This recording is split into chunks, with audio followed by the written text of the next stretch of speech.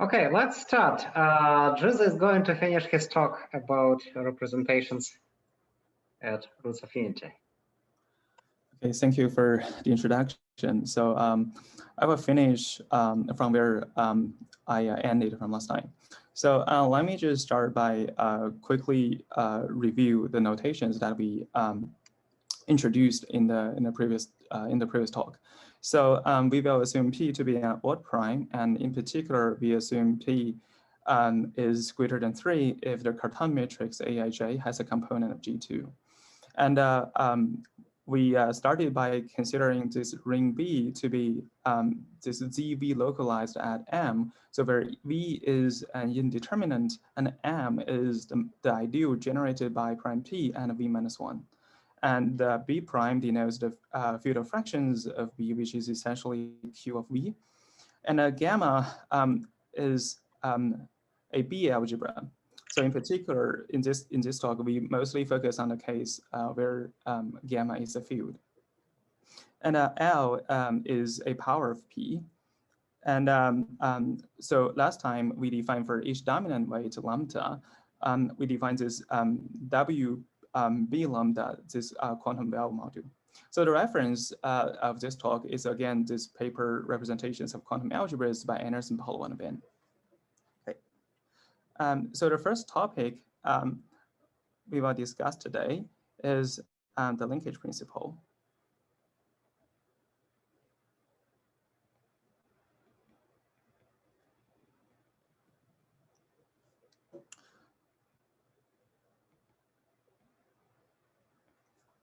So in this section, we assume gamma to be a field of character 0.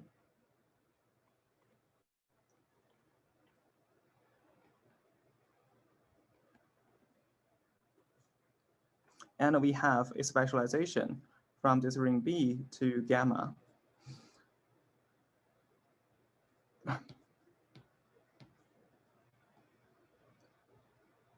Oops. But this is a specialization.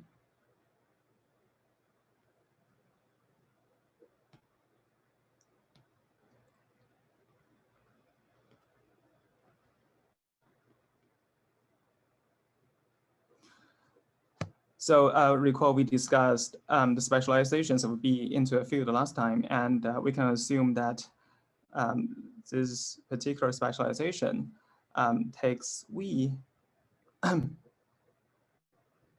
into a primitive alternate affinity.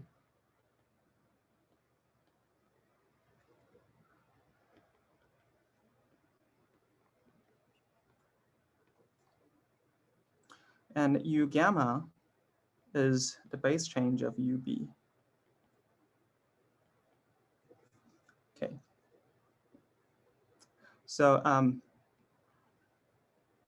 recall in my first talk, we defined this alpha and Val group.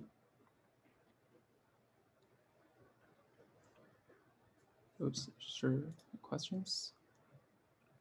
See a wider screen? Yes, I can probably do that.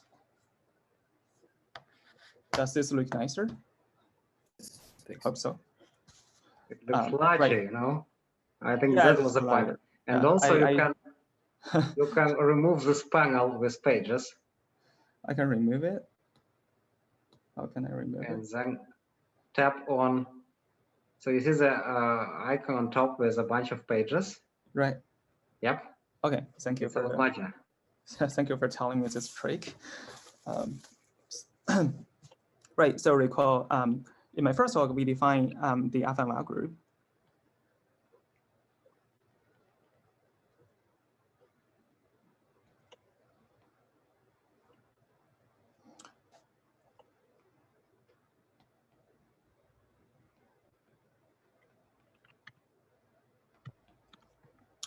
So but L equals to P to the power of E. We recall this definition. This WL of A is defined to be the Val group semi-direct product with lambda R. So where lambda R is root lattice. And we recall this so-called this L rescaled dot action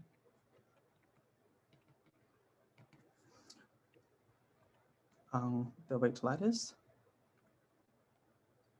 So this is given by the following formula. So W dot L axon lambda, this is just the usual dot action out of L group. And T nu dot L axon lambda, this is by translation of L of nu. So for so this is for any W in the L group at new sorry, and the new in the root lattice. So this alpha L group W alpha A is generated by reflections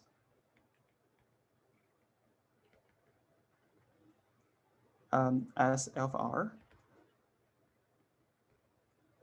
So where alpha is positive and R is some integer. So it takes a weight lambda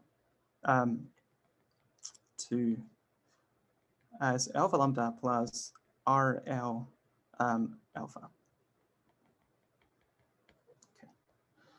So just let me give a very quick example and see what is really this L rescaled dot action in the case of SL2. So let G be SL2. So we consider this particular character, which I call Chi1. It sends this T inverse to T. Okay. Then the weight lattice is isomorphic to Z Chi1. And the root lattice lambda R, this is isomorphic to Z Chi1. The L group contains exactly two elements. Basically, the trivial element and a non-trivial one, which we call S, and we choose a representative of it. So we choose 0, 1, -1, 0 to be its representative. Okay. So now let's really do some concrete calculations of this L rescaled dot action of the alpha L group. So for any NK1 in lambda,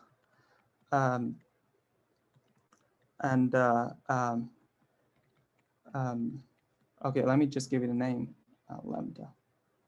And the nu is 2 MK1 in lambda R. Then this ST2 MK1 dot L axon NK1. This is nothing but S NK1 plus 2 ML Chi1 plus Chi1 minus Chi1. Right, because here the rho equals to Chi1. Right, and just a very simple calculation tells us this is basically n plus 2 ML plus 2 Chi1. So we can see from this calculation that so if n Chi1 is greater than or equal to this ST2M Chi1 dot L x n Chi1, then this is equivalent to the inequality that n is greater than or equal to minus L minus 1. Okay, so so how about this action of this easier element 1 dot T2 Chi1? Oops, so this acts on this n Chi1. So this is very easy. This is just a translation to L Chi1.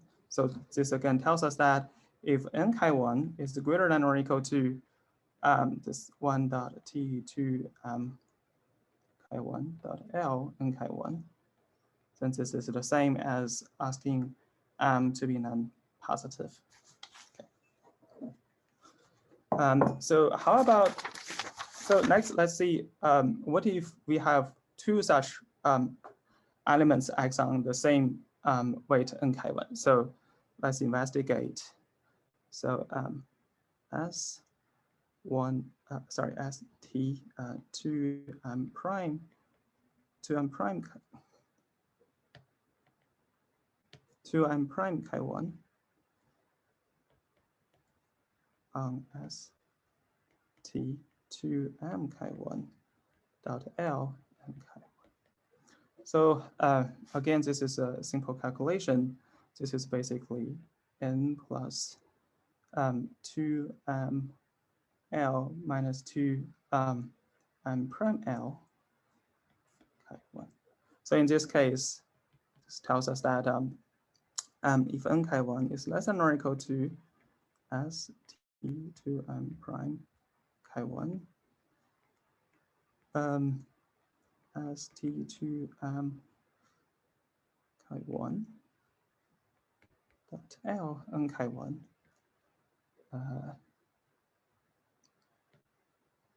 if this is greater than or equal to this the right hand side, then this is equivalent to m minus m prime is less than or equal to 0. Okay. So in general, we can do an inductive argument and find the patterns of this resulting element by discussing the parity of the number of the reflections acts on n chi1. And it's not hard to conclude that so from the above calculation,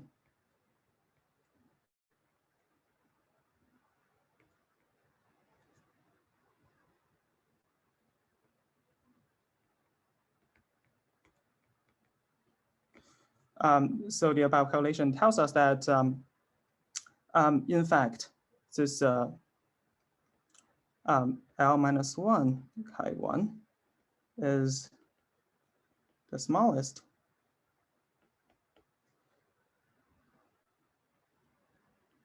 dominant weight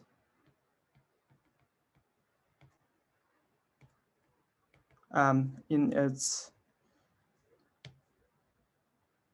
WLA orbit.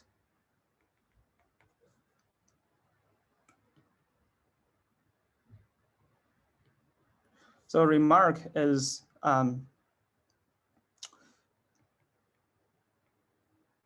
so in fact, L minus 1 rho is the smallest dominant weight in its alpha val group orbit.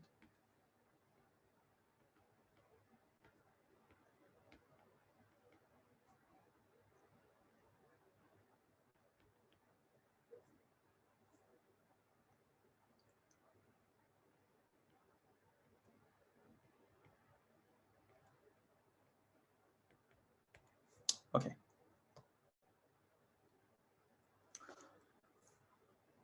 So before discussing the linkage principle, let us recall that irreducible U gamma modules are parameterized by dominant weights. So theorem for any dominant lambda. So recall this quantum well module, W gamma of lambda has a unique simple quotient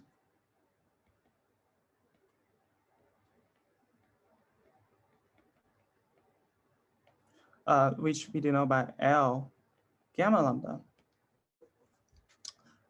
with highest weight lambda.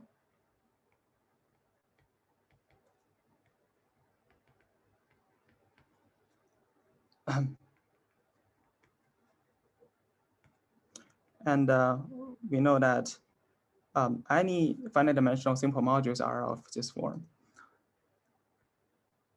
Any finite dimensional.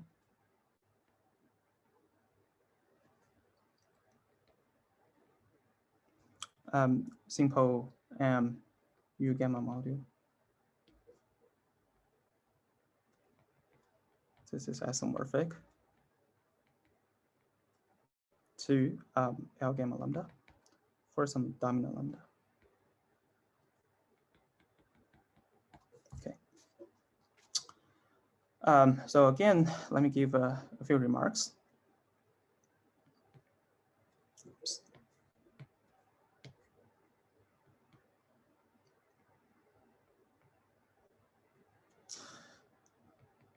So recall that we actually defined the dual vowel module.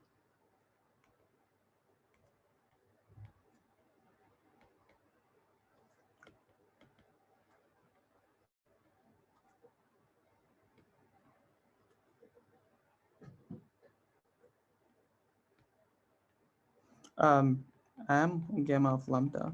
So this is just defined as the dual of vowel module.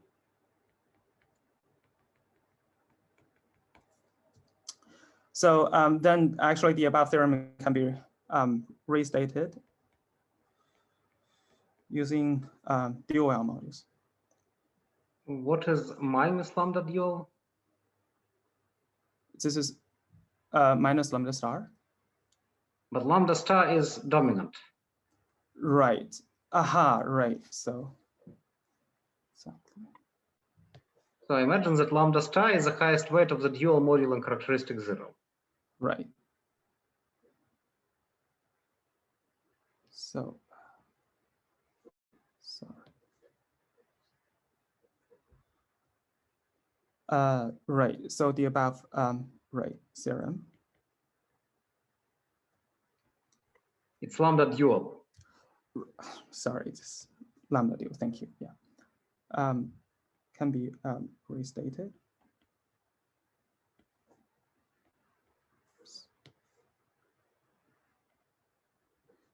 Using M gamma of lambda.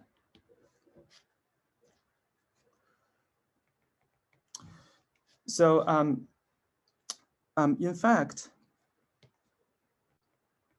there is an equivalent way of defining this dual vowel module as we have seen in for algebraic groups over in characteristic P. So in fact, we can define an induction functor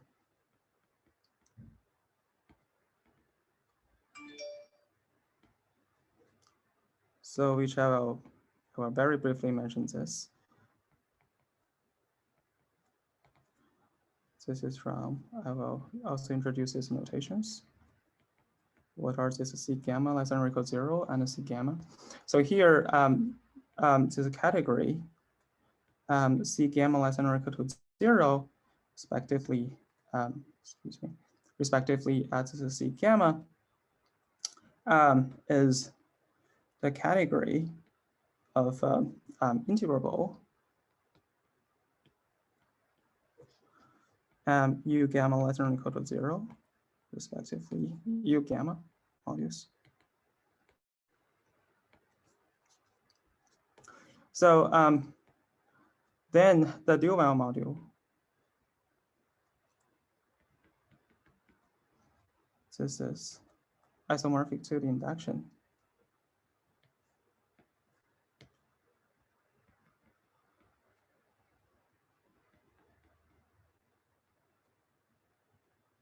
Of star. Okay.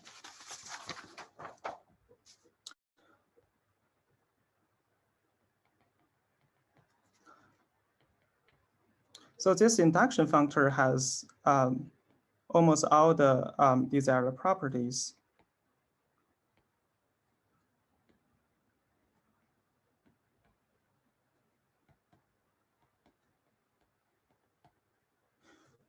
For example, we have just the Frobenius reciprocity.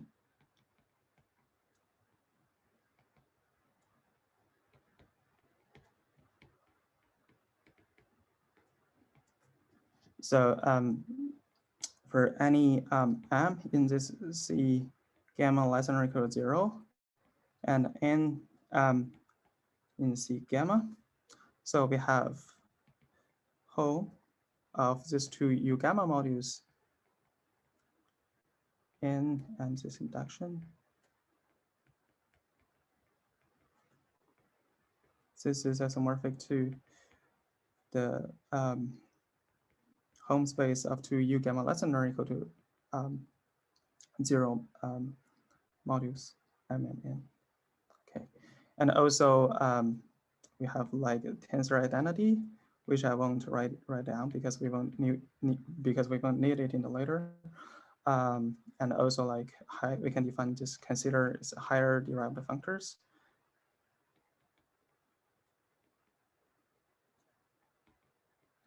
And camps vanishing.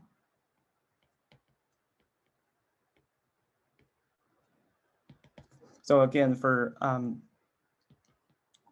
a detailed discussion, let's see APW paper.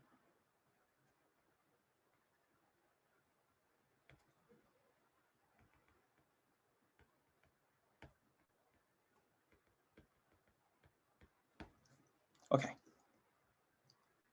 So let's see the main theorem of this section. This is the weak linkage principle.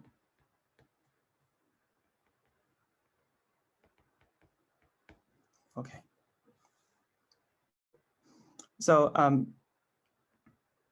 let lambda 1 and lambda 2 be two dominant weights. Then if their first X group between this L gamma lambda 1 and L gamma lambda 2, this is non-zero. We conclude that lambda 1 is in fact in the von Bell group orbit of lambda 2.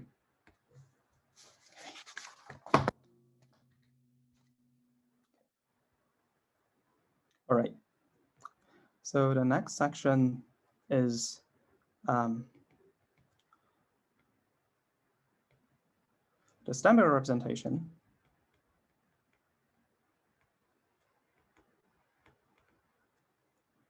And projective objects.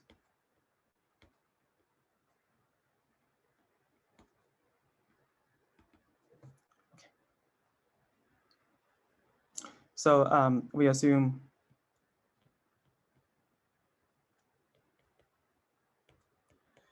gamma is a characteristic 0 field.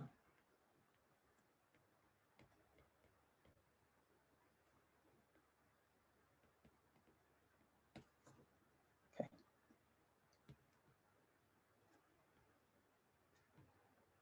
So the first lemma tells us that this Steinberg representation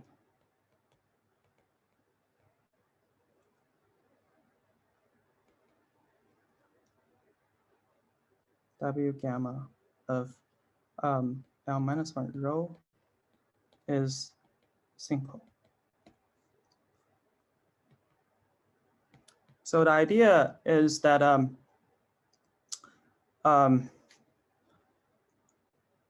this just follows from the weak linkage principle.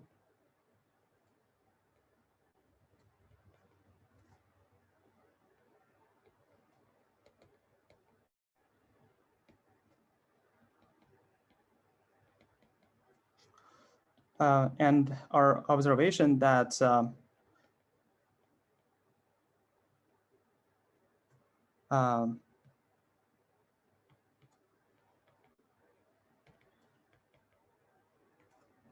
this L-1 rho is the smallest dominant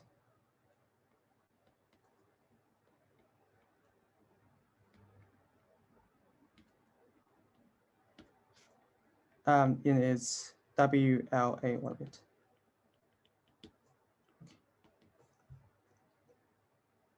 So this lemma allows us to show another well module is simple. So the proposition says for any dominant weight lambda, this quantum well module W gamma of L minus 1 rho plus L of lambda is simple. So how do you show this?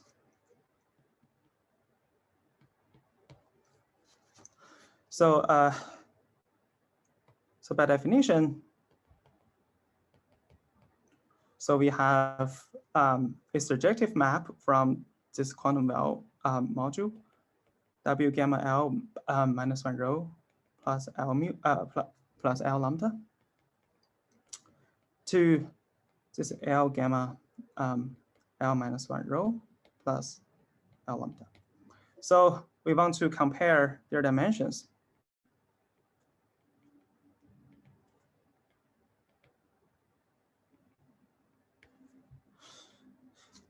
So the well dimension formula allows us to compute the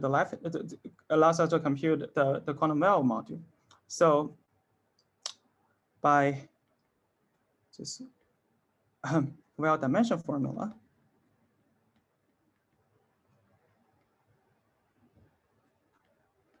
we know that the dimension of this quantum well module, W gamma L minus 1 rho plus L lambda, is given by pi of alpha positive, and we have L minus 1 rho plus L lambda plus rho paired with alpha check, and divided by rho paired with alpha check. So this equals to L to the power of the cardinality of this phi plus times this term alpha positive lambda plus rho paired with alpha check divided by rho paired with alpha check. Okay. And what is this? This is nothing but the dimension of W gamma of L minus 1 rho times the dimension of W gamma of lambda. On the other hand,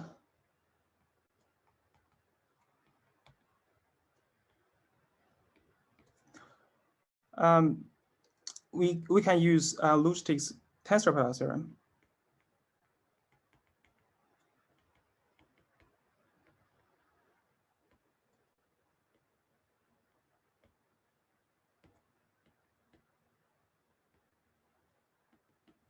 So this allows us to decompose this L gamma L minus 1 rho plus L lambda as L gamma of L minus 1 rho, the Steinberg, tensor with the Frobenius pullback of L of lambda.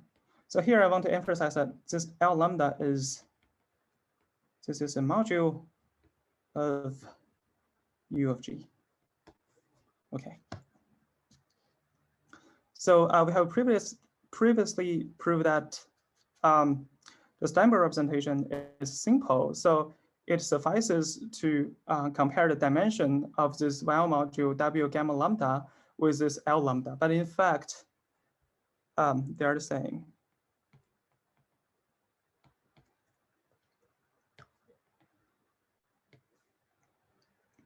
W gamma lambda is isomorphic to L of lambda as UG module.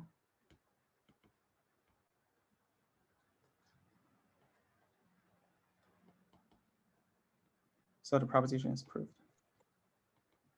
Well, it doesn't really make sense as stated. It's vector spaces of the same dimension.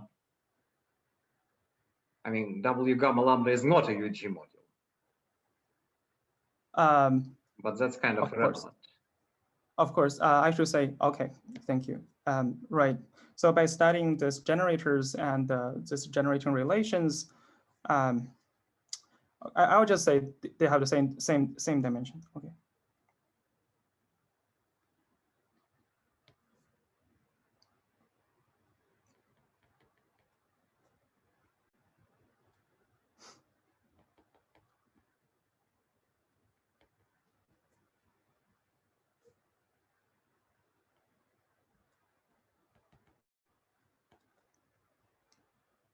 So the proposition is proved. Okay. All right. Let me introduce two more notations.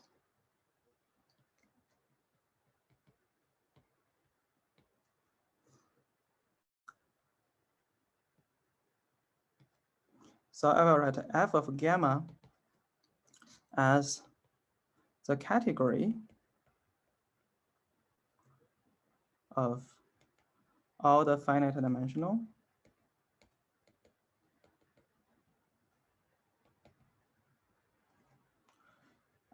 U gamma modules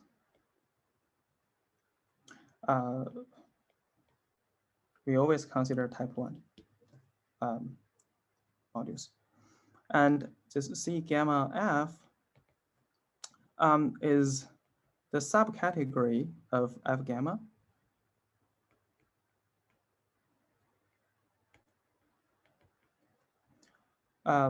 Consisting of objects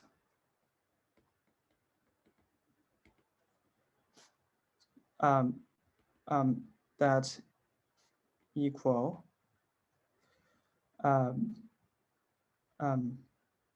their, I should say that equal the direct sum of their weight spaces. The direct sum of their weight spaces.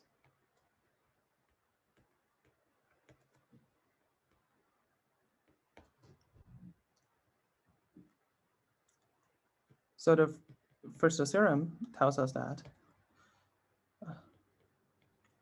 I'm a little bit confused because I thought that every finite dimensional type 1 U gamma module is direct sum of the weight spaces.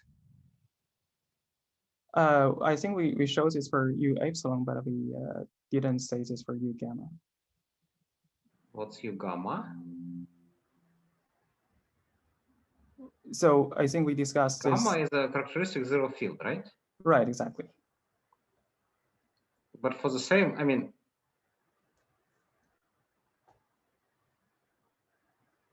for every characteristic zero field, right, U gamma module will just decompose into weight spaces in the way how you see it. You should do it for SL2. Right. Okay, but well, let's. Okay, right. Maybe I don't actually need this, but well, I mean, let's leave it. So, but I think that's you just can consider all finite dimensional modules. Right. I can just consider it as f of gamma. But okay, so the first statement we're going to see is so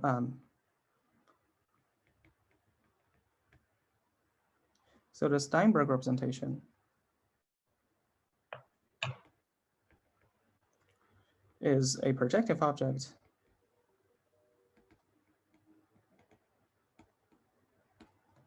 in f of gamma.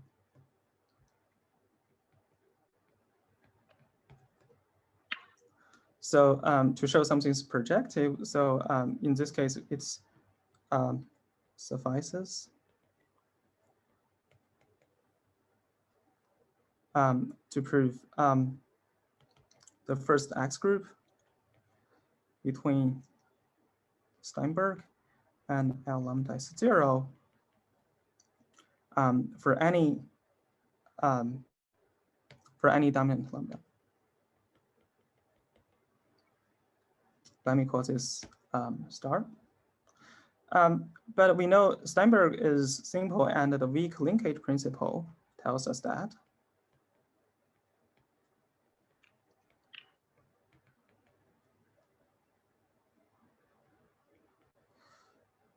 It suffices to prove the star. For lambda takes the form L-1 rho plus L mu for some dominant mu.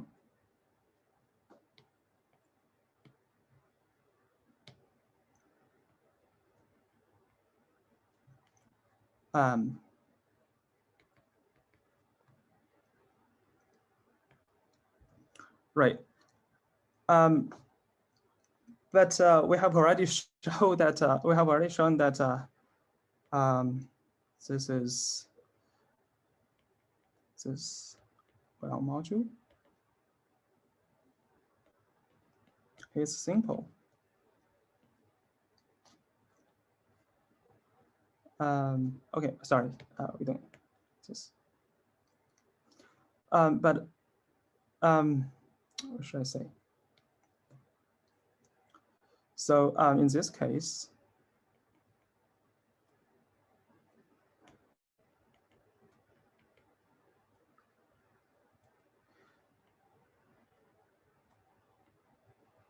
so the theorem follows from this lemma. For any dominant lambda 1 and lambda 2, the first X group between the dual well module M gamma lambda 1 and the well module W gamma lambda 2. The opposite order. Pardon me? That's the opposite order. Sorry, definitely the opposite order, yes. So this W gamma of lambda 1,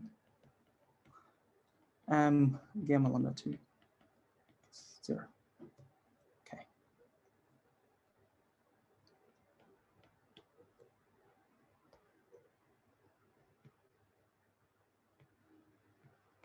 So because the Steinberg is isomorphic to its dual, then we know that the above theorem tells us that it's also injective.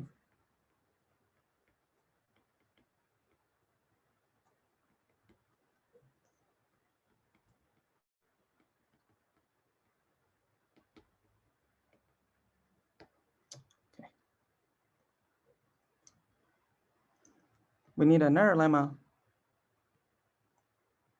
Well, maybe you can give a hint for that lemma, and it's an exercise on the.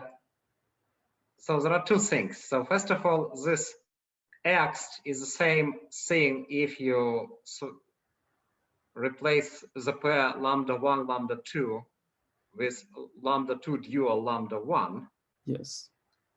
And second, and then one should apply the universal property of the while module to see that this extension, that the corresponding exact sequence splits.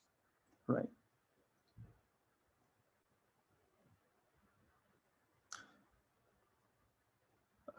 Okay, maybe just let me write it down.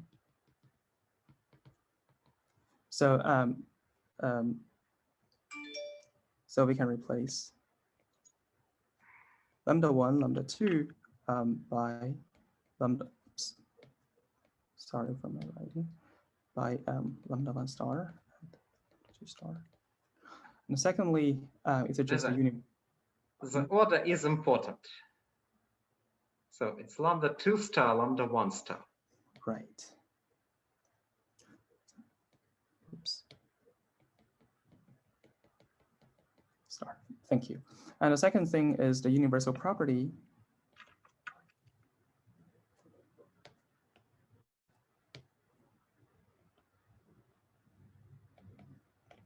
of quantum module.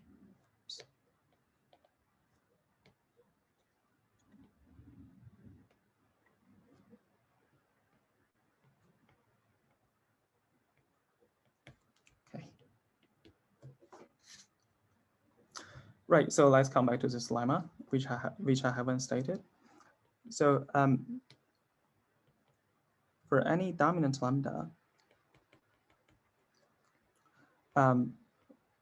there exists and embedding of L gamma of lambda to this Steinberg tensor sum E.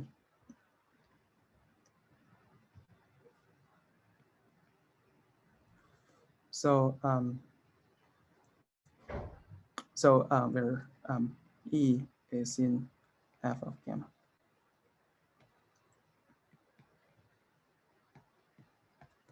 Okay. So again, the Lusztig's tensor product theorem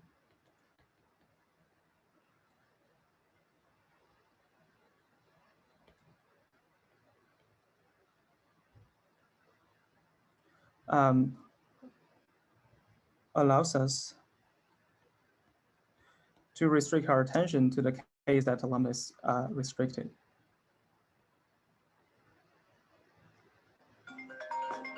Excuse me.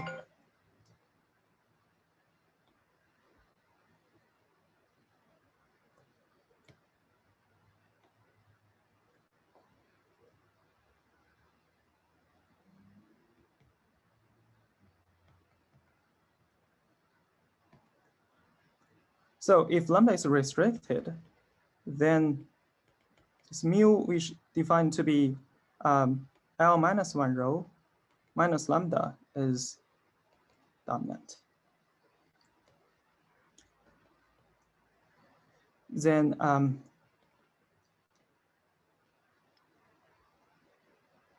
this natural U gamma less than or equal to 0 module homomorphism, which from L lambda tensor F mu to this one-dimensional module gamma L minus 1 rho. This gives rise to a U gamma module map.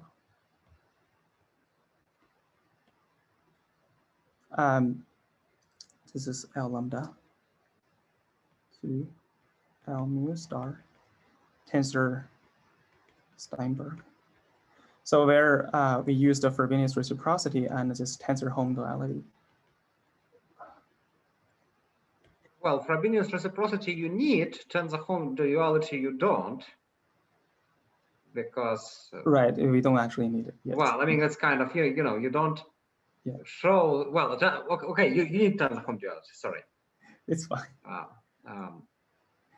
But it's kind of, it's a very basic property. Yeah, it's very basic. Yeah. It goes for every Hopf algebra.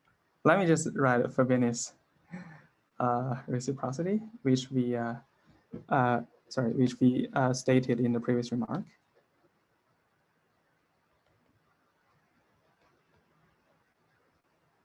Okay, and it's now hard to check that in fact this is embedding.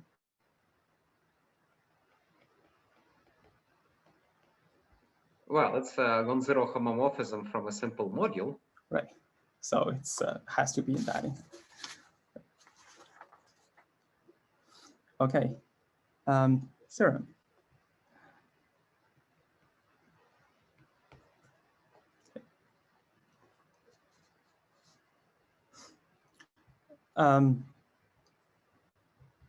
Right.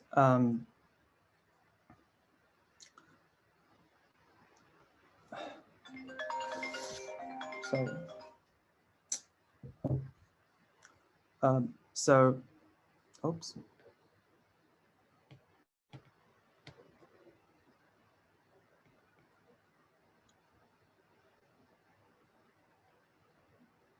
So the category F gamma has enough injectives.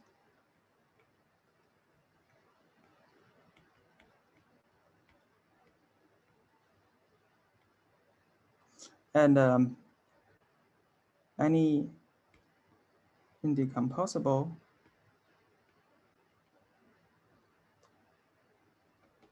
injective object is a direct summand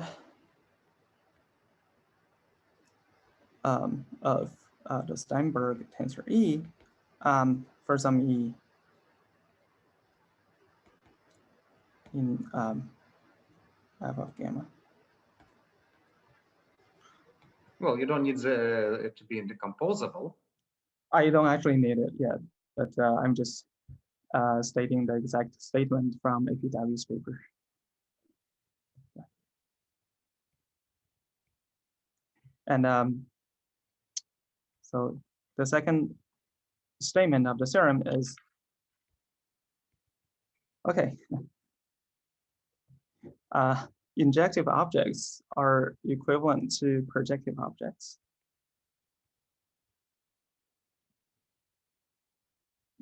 In this category f of gamma. The proof is not really hard. So for any module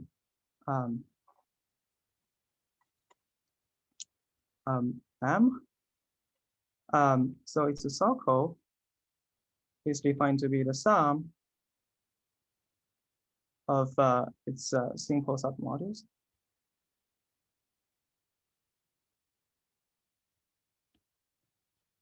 So then in our case,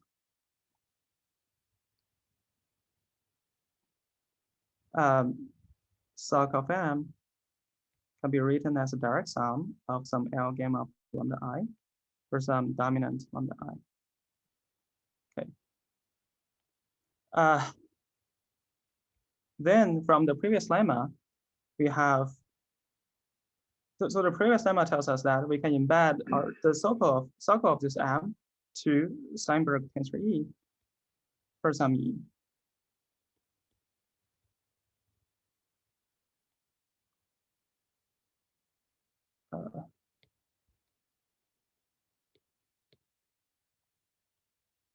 Gamma. And it's not hard to see that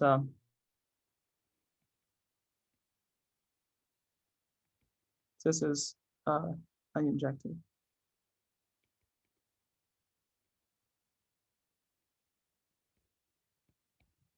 So we can embed the entire M to Steinberg tensor E.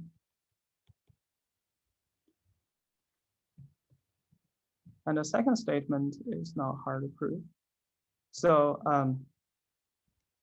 let M be an injective object.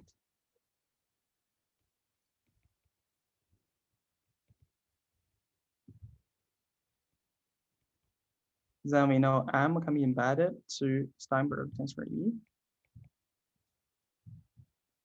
as a direct summing.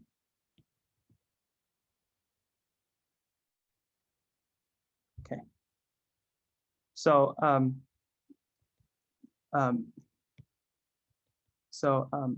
maybe a better way to say it is that it can be embedded, and then since it's injective, it splits with the direct summand. Yeah, it really splits into a direct summand. So right.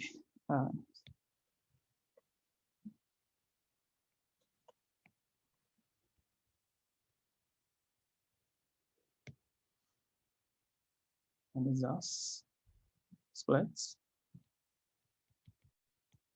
into a direct summand. Okay. So M is projective. Okay. So conversely, if M is projective, if M is projective,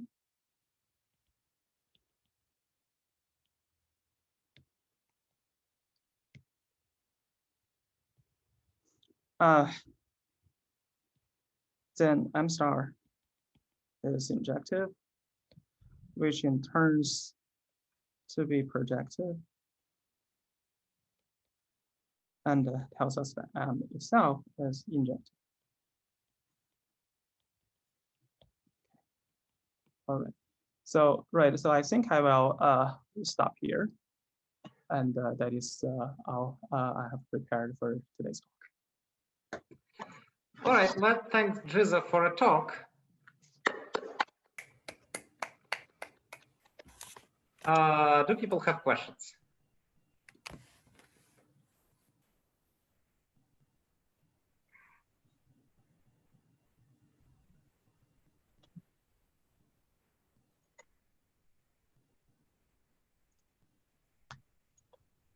Maybe I want to make a remark. So what we are talking about here is a highest weight category. And in highest weight categories, you expect standard constructions of injective objects and of projective objects. However, the standard construction is kind of doesn't apply to this category. So this category has infinite highest weight poset. And this highest weight poset is bounded from below. So for every element is contained in a finite poset ideal. And therefore, kind of this standard construction of projectives and injectives doesn't work. So instead, you get a picture which doesn't look like you are living in the highest weight category, where there are still enough injectives and enough projectives, and they're actually the same class of objects, which is sort of peculiar behavior. That's first remark. And the second remark is that this behavior is crucially different from what you see in characteristic P. So in characteristic P, there are no projectives and no injectives. And the reason for this difference is that in characteristic P, your Frobenius takes you from the distribution algebra to the same distribution algebra. While for quantum groups in characteristic 0 at root of unity, you go from quantized algebra to the classical algebra. So you can do only one Frobenius. And this is responsible for this different and, in fact, easier behavior. Okay, are there any questions, comments?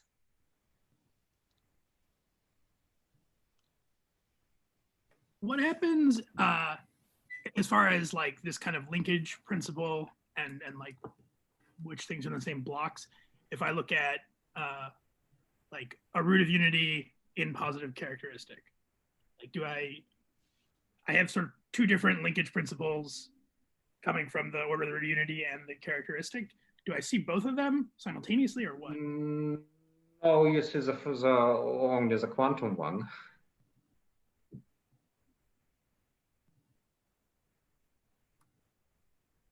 But once I Frobenius twist, once I do a quantum Frobenius twist. But you know, a multiple of L is a multiple of L times P is also a multiple of L, right? Ah, I see.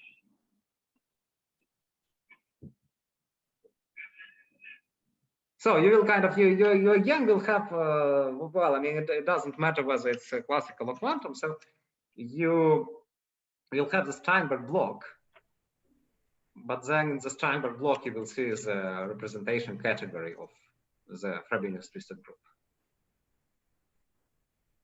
Great, thanks.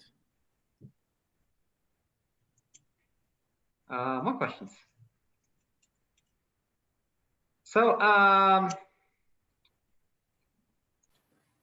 right, let's resume. So Jin-Cheng is going to speak about category of affine algebras. All right, so thanks for having me here. I'm Jin, and today maybe next time, I'm going to talk about the category of affine algebras. So we are switching from quantum setting to affine setting. So here's the outline. I'll first talk about, like I'll first set notations up. I'll tell you what the affine algebra is. And then before defining category O, I'm going to introduce a thing called generalized Weil modules. We'll soon see how they relate. And then we'll define category O, and hopefully if we have time, then we'll define the duality functor on it.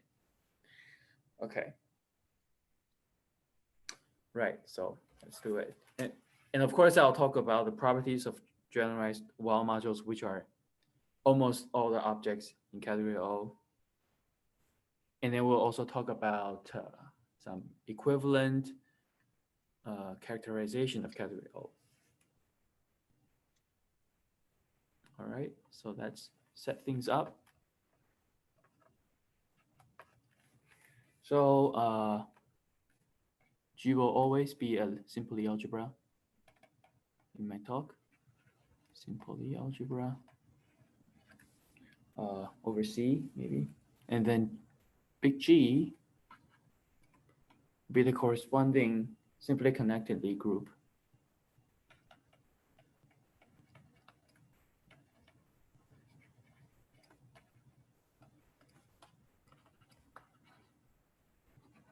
Okay, and then let's fix the invariant bilinear form on this simple algebra. Let's call it kappa. So that's fixed one.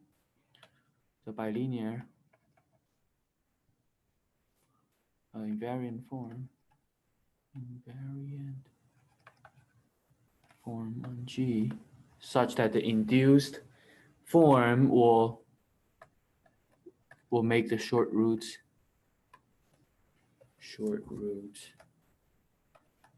having length 1. Okay, so that's, and since G is simple, it's assumed to be simple, there's only one-dimensional variance of them. So fixing one is perfectly fine. Now define the critical kappa. This, by definition, is the critical kappa. It's -1/2 times the natural Killing form. So K Killing and this K, like their difference, their ratio different from types to types, but we're just using this K. Okay. And then finally the affine the algebra, which I'll denote by G kappa het. This as a vector space. Well, let me use dot dot. It's a vector space, as a C vector space. This is nothing but central extension of the Laurent. So I'll denote this by C times C, where this C is the central element. And of course, it doesn't make sense since it's just a C vector space. So I'll tell you the bracket. The bracket is defined by this. So if you have phi times x and sigma times x prime, and then this is defined to be phi sigma xx prime plus the residue at t equals to 0, sigma d phi times c. So this is a number, and phi and sigma. So phi and sigma are let me see, CT are Laurent polynomials, and x prime are Lie algebra elements. Okay, There's something wrong because this doesn't depend on x and x prime, and it should. This doesn't depend on x and x prime? Yes, the correction term. You need a kappa xx prime near the residue. Oh, yes. Sorry. Right, yeah. I forgot to put this on my note. Ooh, so if I remember correctly, it's times kappa xx prime. Right? Sorry, let me double check. Yes, sorry for that. Yeah, I was making the note again and forgot it. And then just extend this bilinearly and let C to be central. Okay. This defines you in algebra. And a remark. So every representations about this algebra are assumed to be of level K.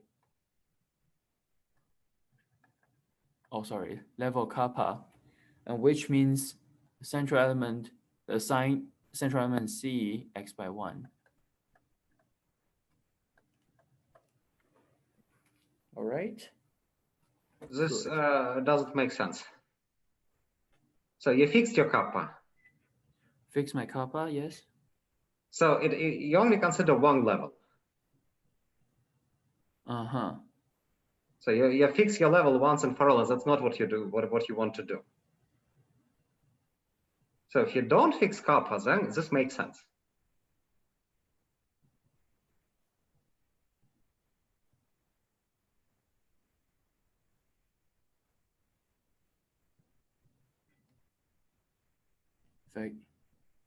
So if you vary your kappa, you will pick all representations of this affine Cosmode algebra. Once you fix your kappa, you only pick one particular level.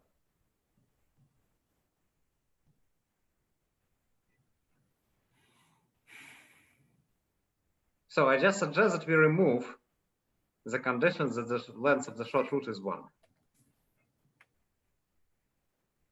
Okay.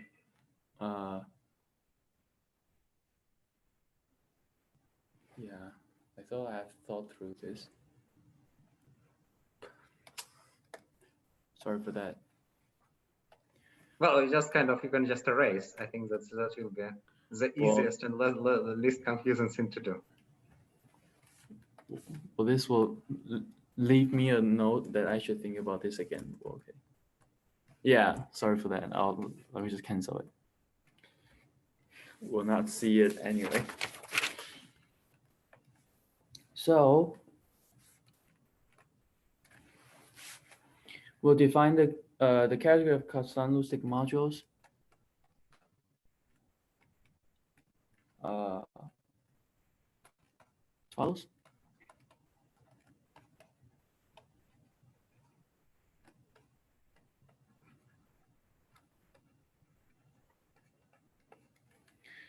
So by definition, it's just a full subcategory of GK hat modules.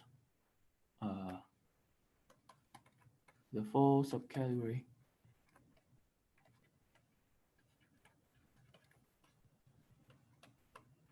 such that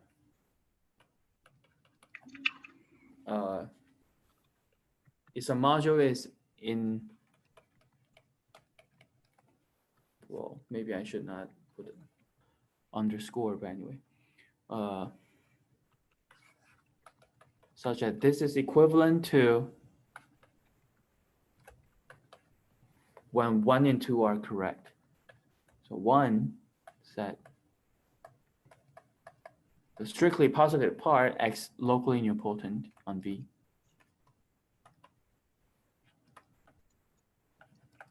And the second part is that, well, maybe I don't need a second part because I'm making more assumptions that G is simply connected. But so there's a more general picture, and in that picture you do need this. So let me just put it on this because I believe it's standard. So any the algebra representation integrates to, yeah. Wait, you need to require that G acts on V locally finitely, which G? is not that this little g acts on V locally finitely. Oops. Another hiccup. It's not automatic. It's not automatic.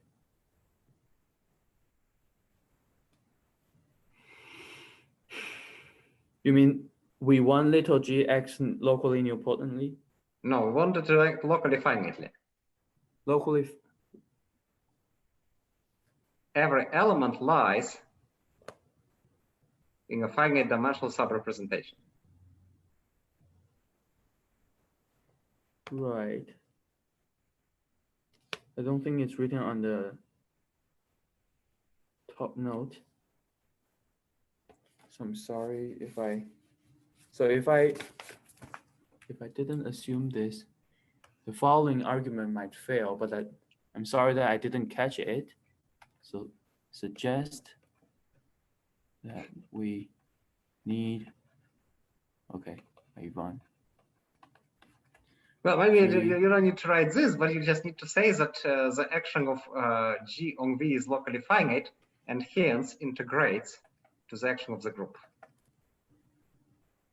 Ah, okay. I know what you mean. Yes. Let me erase that. So we'll always assume that the algebra action on V is locally finite, so that integrates to the B group action. Now, here another little notation that we'll use again and again, and I'm not sure if it's standard, so I'll remind you later. And then maybe it's a good idea to elaborate on what one means.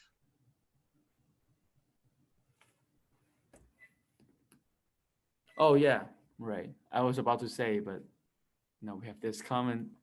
So Well, I mean, if you're about to say it, then say it. But this means that if, like, for all V in V, for all vector, there is some natural number such that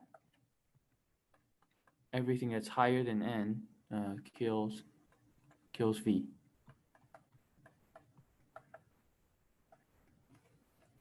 Okay, so we have to understand this correctly. we have to understand this correctly, and it's not that. It's that there is n such that any monomial of degree n in the elements of TGT kills the vector. And any monomial of degree n in elements of T times G of T kills the vector. For all n larger than n? Well, I mean, it's enough to consider monomials of degree n.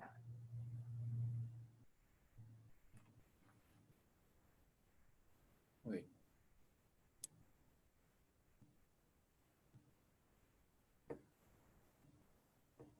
Right. They are different. Sorry about that. So how should I write this? Tn, well,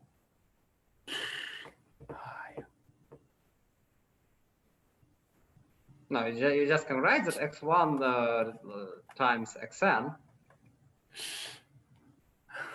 times v equals 0 for all xi's in.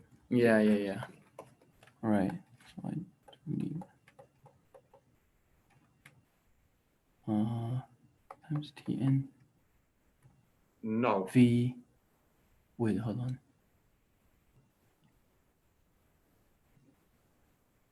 So you pick n elements in this space, x1 through xn, and the product x on v by 0.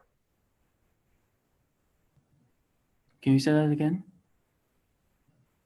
You pick elements x1 through xn in the space T times G of T,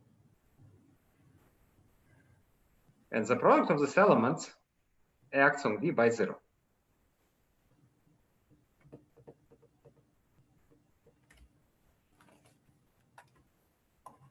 I have to do it again.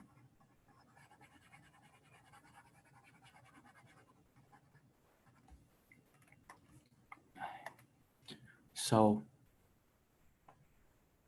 G1 to G, maybe L in TGT, and you want G1 to GL kills V, and this should be for all. And for L bigger or equals than n. This is okay. Right. For all this such that L bigger or equal, right. Oh, do have to be very careful. Okay. And then this condition implies that T to the n times G double bracket T kills V. Right. So what I wrote is a weaker It's a one. consequence. Yeah. Formula. Mm-hmm.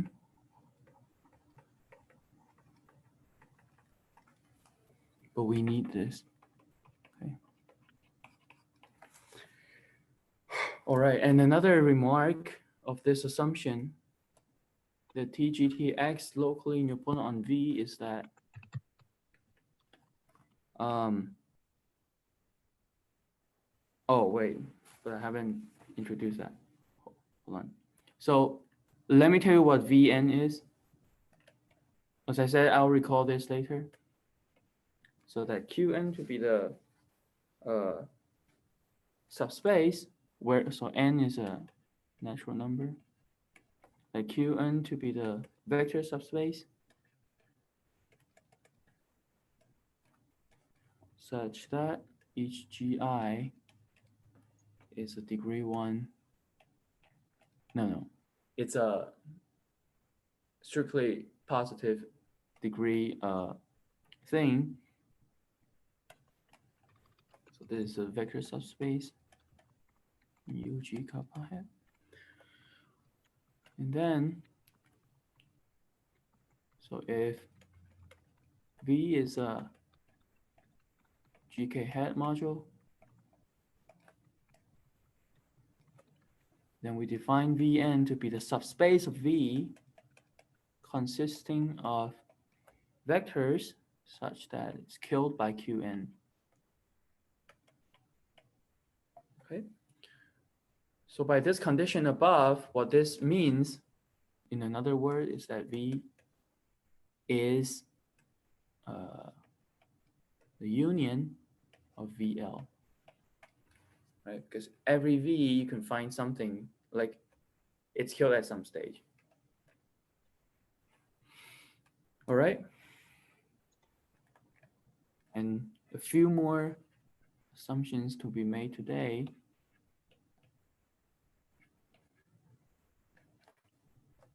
Is that first we want our kappa to not be the critical kappa, for a reason that's going to be clear soon.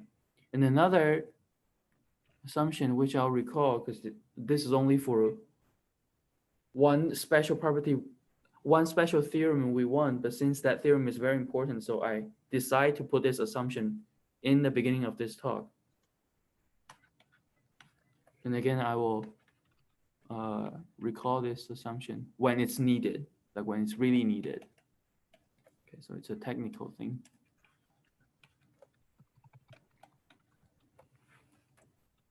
All right. So before I talk about generalized well modules, are there any questions? Let me.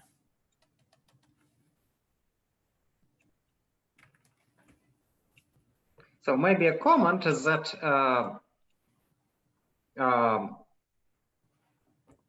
this expression is well, I mean, suitably shifted level, and representations of affine Lie algebras exist in 3 different modes. Well, 4 different modes. Mode number 1, which is simplest, is that when this number is not rational. Then the representation theory is as complicated as, well, finite dimensional representations of semi-simple Lie algebras, meaning not complicated at all. And then interesting modes are when this number in brackets is positive rational, negative rational, or 0, which is known as positive level, negative level, and critical level.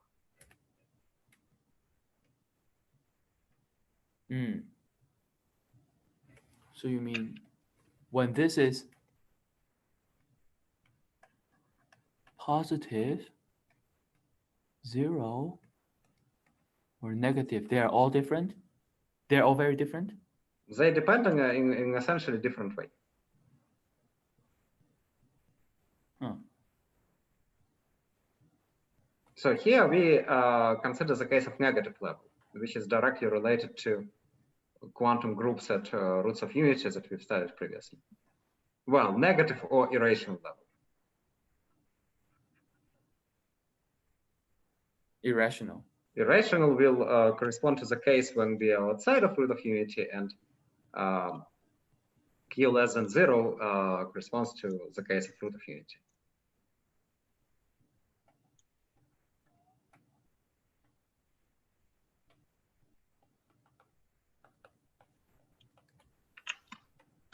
Okay, thanks for the comment. So there's no other questions or comment. I'm going to start talking about generalized Wall modules and their structures. Structures.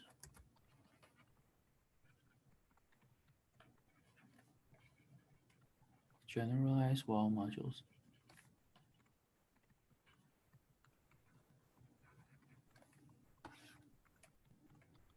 All right. So let's first recall an operator called Sugawara operator.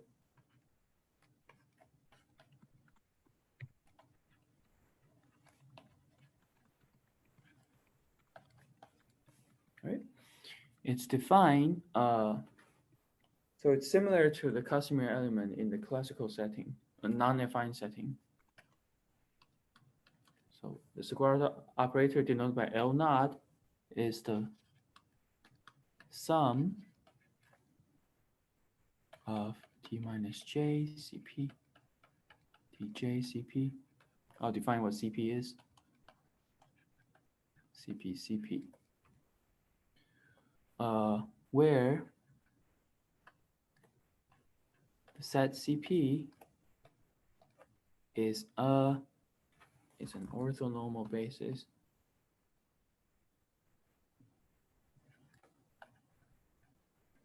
for G with respect to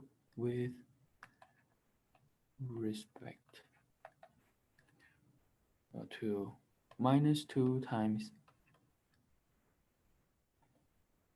K minus the critical kappa.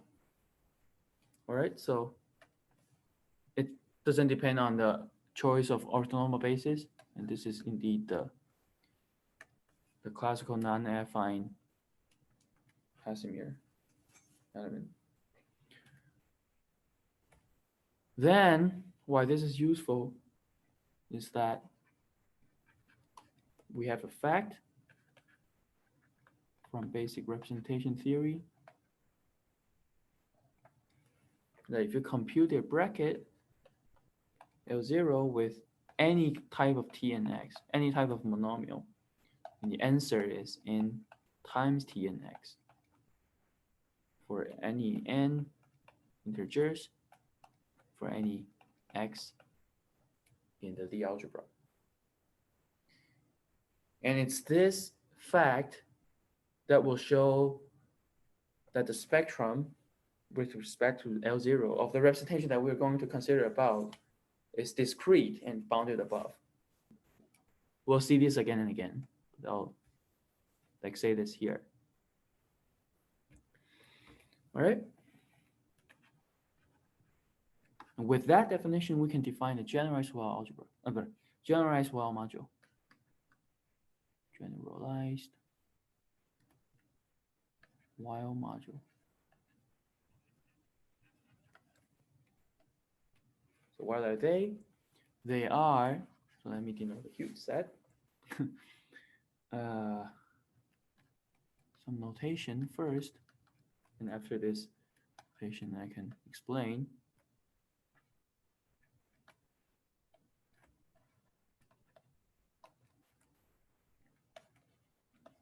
So here we have another, let me quickly say what this is. This is the Lie subalgebra of G kappa hat that's in which you only consider the formal power series. So no negative part. Okay, so this is the subalgebra of G kappa hat. So the induction function makes sense. So M is some G kappa hat plus module, but we want to like focus on the special type. M should first come from a finite dimensional. So it's a finite dimensional GT rep. And then you extend. Well, it doesn't need to be reducible.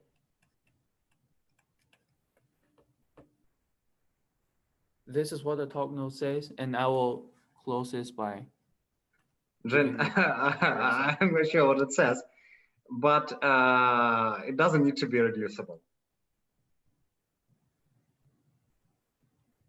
So I'm not. In the definition of a generalized well module, this doesn't need to be reducible representation. But does it decompose to GT rep? Like, is it semi-simple? Well, I mean, it doesn't need to be semi-simple. That's the whole point. It's just some finite dimensional representation of this group. So it's just some finite dimensional representation of GT. Which more in more detail means that it's a module over this Lie algebra, where the positive part still acts locally nilpotently, and the action of well, I mean, since it's finite dimensional, the action of the zero part, the original semi-simple Lie algebra, is, well, I mean, integrates to G. But when we say that it integrates to integrate to this group, just means that T times little g double bracket T acts locally nilpotently. And then you still should write how this extends. Yeah. So this gives us a little g double bracket T module, but then we want to extend that to this part, to the central part. So extend to a G kappa hat plus module by requiring C acting as the identity.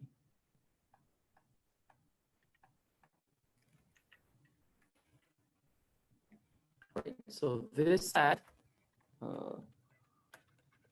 it's the set of all generalized well modules. Generalized.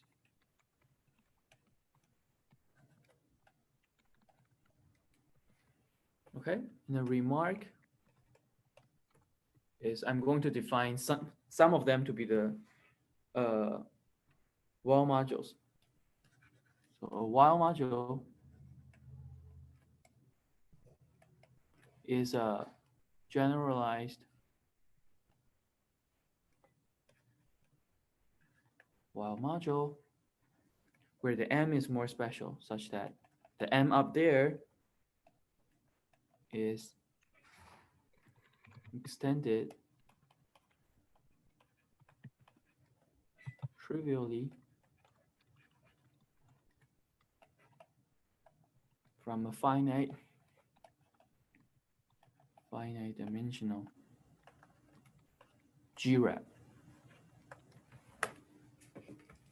Okay, so of course, if you have a well module, you have this M, and then you can extend this M from a G rep to a G double bracket T rep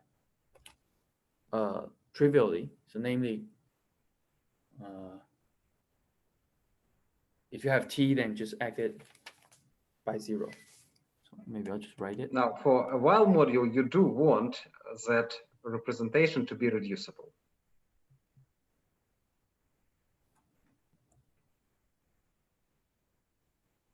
Yes, hold on. So why does this? Maybe I misread. Okay, yes, you're right.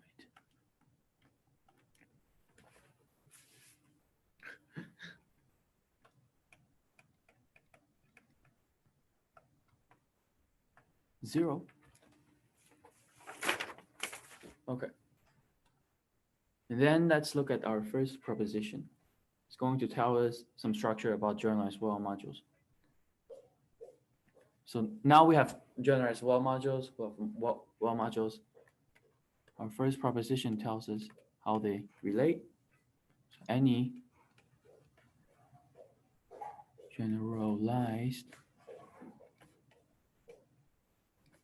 well modules Joe has a finite filtration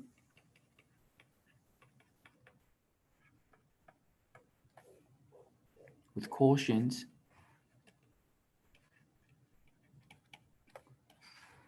all being some wall modules.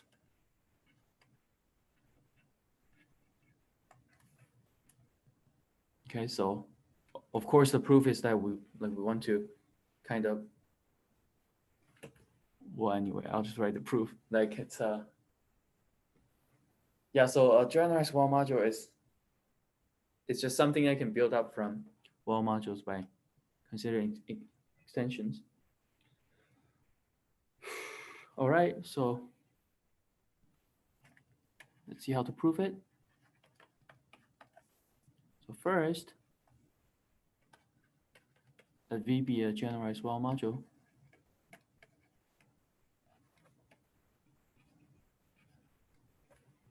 Okay, by definition, there is some M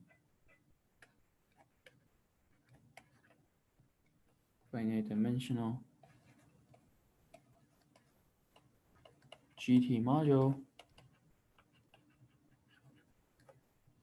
such that the induction, I'll just use M kappa, is V. Okay, so this is just by Because definition. you should write the definition of what M kappa means. Did I? Okay, I'll do that. I'll do this again. Okay, so it was written there. Okay, fine. Yeah, because it's very long and lots of subscript, superscript. I don't know. But then, Well, perhaps it makes sense to write it anyway. anyway, let me write it again. So recall. It's just up there, but recall. It's from the positive part. All right. But we'll use this a lot of times, so let's somehow memorize it. And then I'll first define the filtration for M and then induce to a filtration for V. All right, so let me define filtration for M.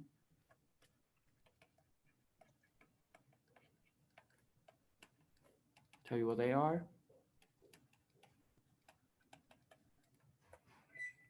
Where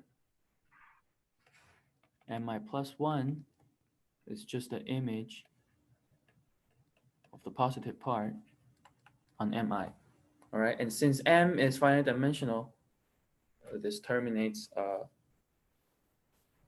in finite time, so it's a finite filtration. So now we want to look at what their quotients are, but look at how they are defined. If you consider the quotients, so of course this acts trivially on any quotients by definition. So G and thus the group acts on the quotients. Okay.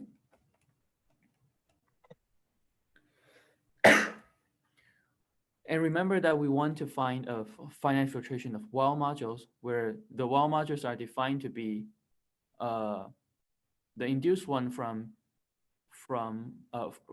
finite dimensional G irrep as a group. But fortunately we can do that. So now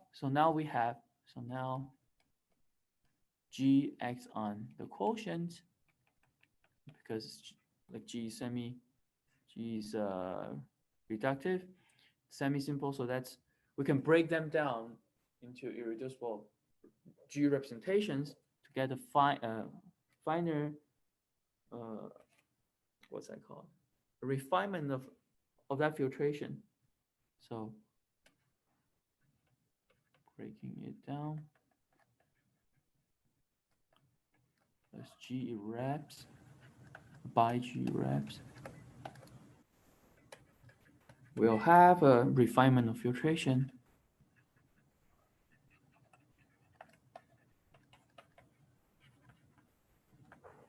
Filtration 1.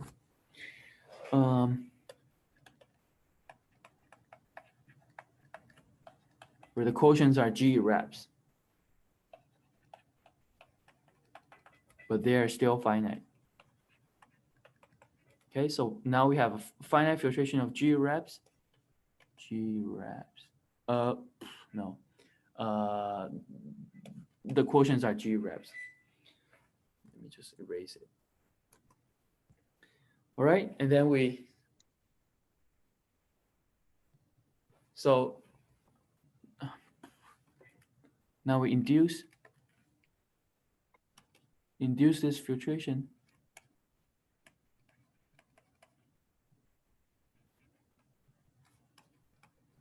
by the induction functor. So why can we do that? Let me see.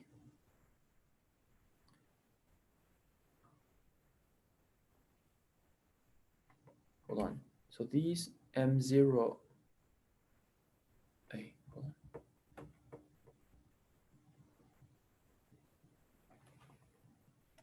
I first have to hold on. I first have to give a GK hat plus module structures on them.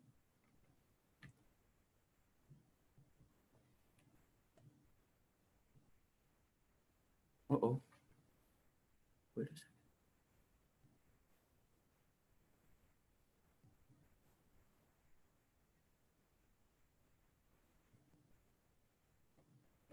Oops, I think I forgot this gap.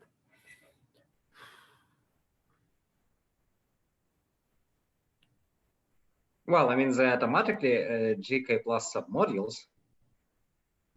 Why? Well, because T times G double bracket T takes you from MI to MI plus 1. Yes. And suddenly it takes MIJ to the right. next module. Right, so let me write maybe. Nice. So M0 brings you to M1. So in particular, this brings you down there. So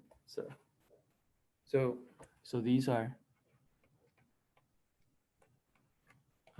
GK hat plus modules. So you can induce. You can check that this induced functor, this induction functor is exact. So you still got the finite filtration, and then by definition, the quotients are well modules. So we are done.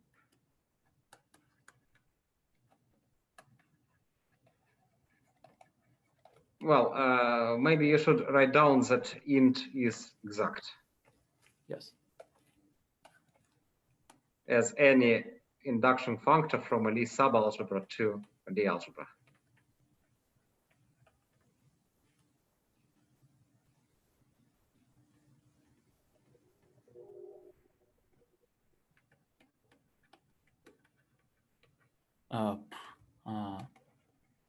In the G prime G is exact if G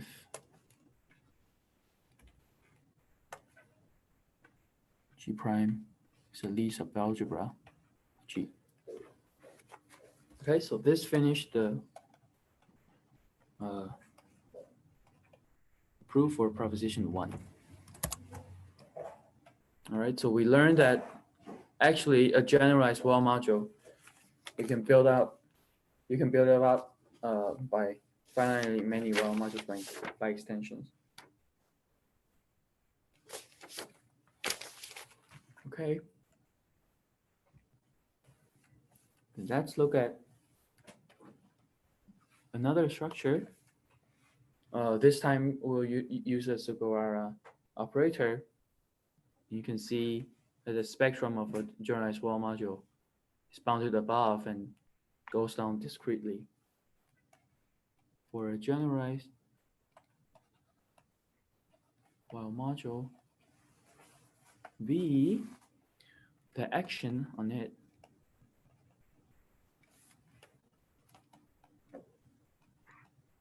induces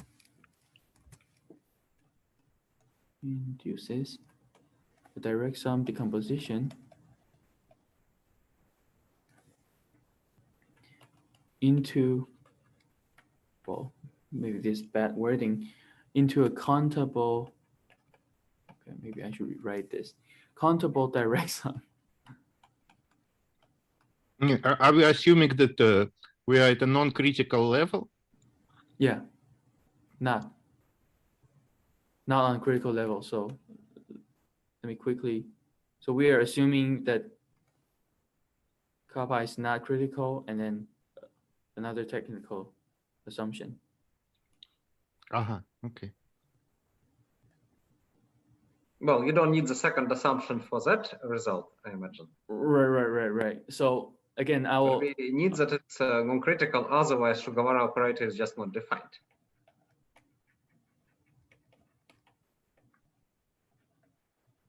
It's really needed. Again. Right. So into a countable direct sum of finite dimensional generalized eigenspace. Generalized eigenspaces. So this is bad wording. Maybe let me change it. The action of that induce into. Okay, maybe I'll just write of V. Okay. All right. So not only we know that the generalized Wall module can be built up by finitely many Wall modules by extension, we also know that actually the Sugawara operator acts on it pretty nicely. The proof will use proposition 1 again to see that actually it's enough to prove it for Wall modules.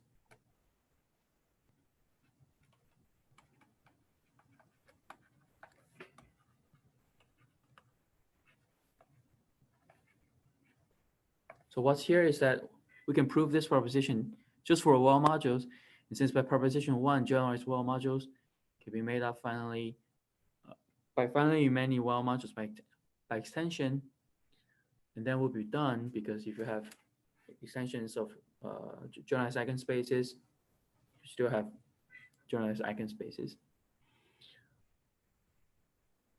Right, so let's just assume V to be Wall modules. So assume our Wall modules. All right. But for Wall modules, actually, we can prove more. So, in fact, we show that. Okay. Here, I assume V to be some Wall module, but by definition, Wall modules are all in this form, right? It is some finite dimensional GE rep, V lambda, and then you induced, right?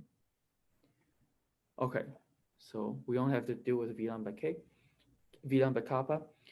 So we'll show that V lambda kappa splits will decompose. It's actually a better word.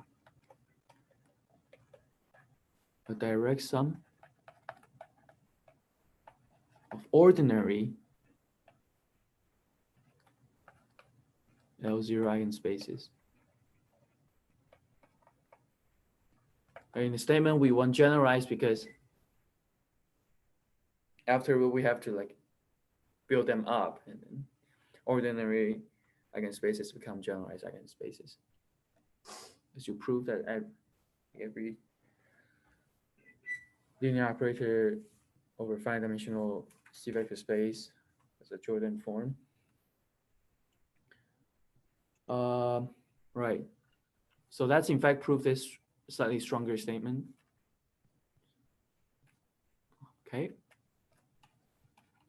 So let me pick a highest weight vector from V lambda. By definition,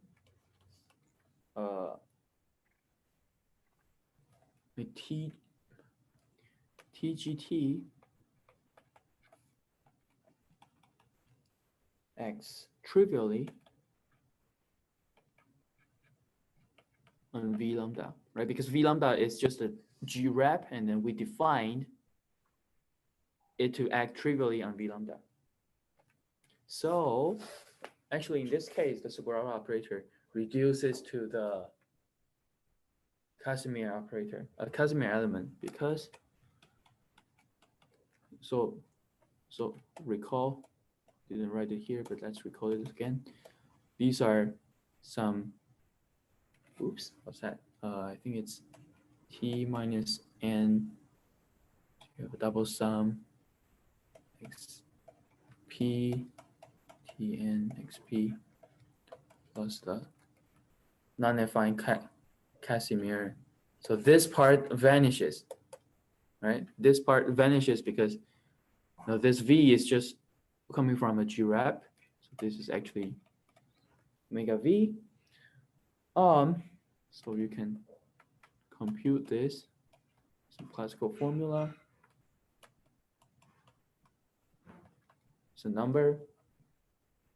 All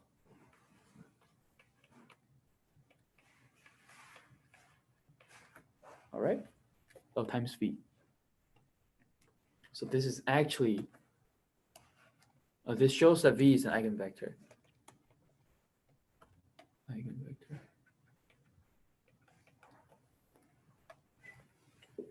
All right. So V is an eigenvector of the, L0 of Sugawara operator.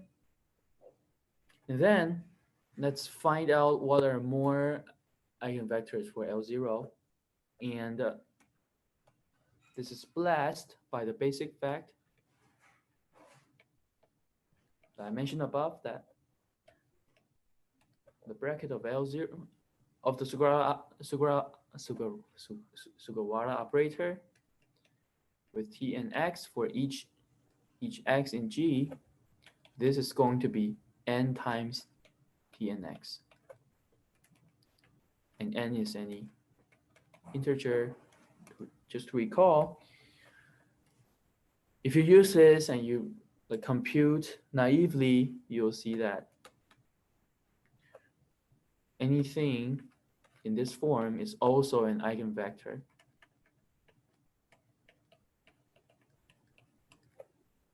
In the polynomial, it's also an L0 eigenvector with eigenvalue being, okay, so let's call this P kappa lambda, because we'll use this a lot of time. With eigenvalue P kappa lambda minus the sum of AIs. So just to recall again that AIs are positive integers. I didn't say this. Integers. No, non-negative integers. Yes, non-negative. Yes, it's very important. All right. So these are all L0 eigenvectors, and we already seen that the eigenvalues goes down discretely. And finally, this will span the whole space. So it really tells us a lot. So, okay. So perhaps the V is just another way to say it is this. So our while module is graded by a degree of T minus 1. Exponential gradient just by definition.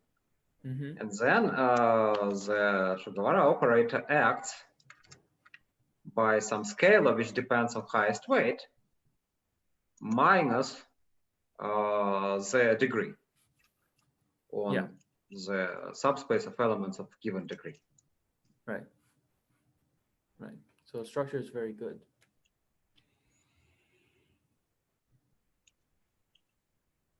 Right. So we are done because V lambda kappa It's just, again, by definition, to induce V lambda, right? So this is spanned by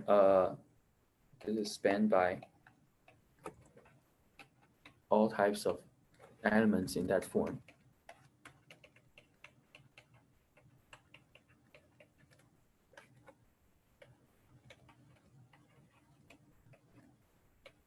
Xi is RNG.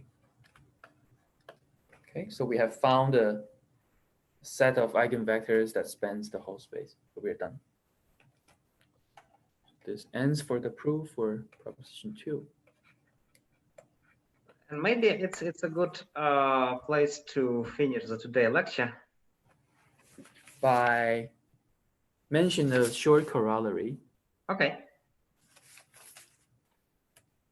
So short corollary, we have proved it, but we'll need this statement. So next time, so let me write it. The eigenvalues of this action. So actually, it's a summary of the idea in the proof. Are p kappa lambda minus the non-negative integers and G modules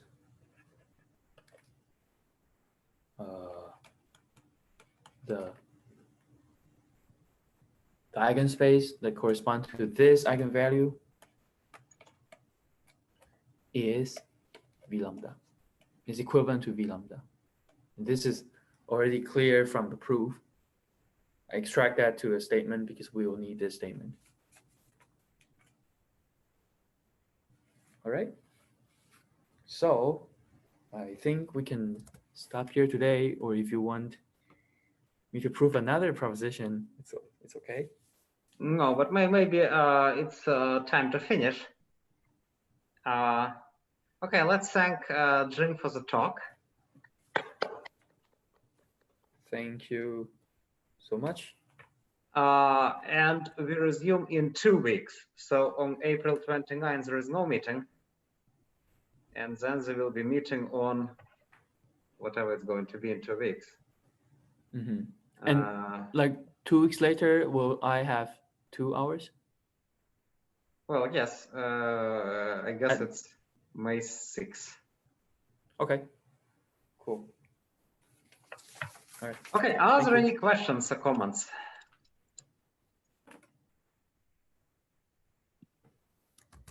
I would like to know just what reference we're using for this material. It's an informal talk note by Sasha Tymbaluk.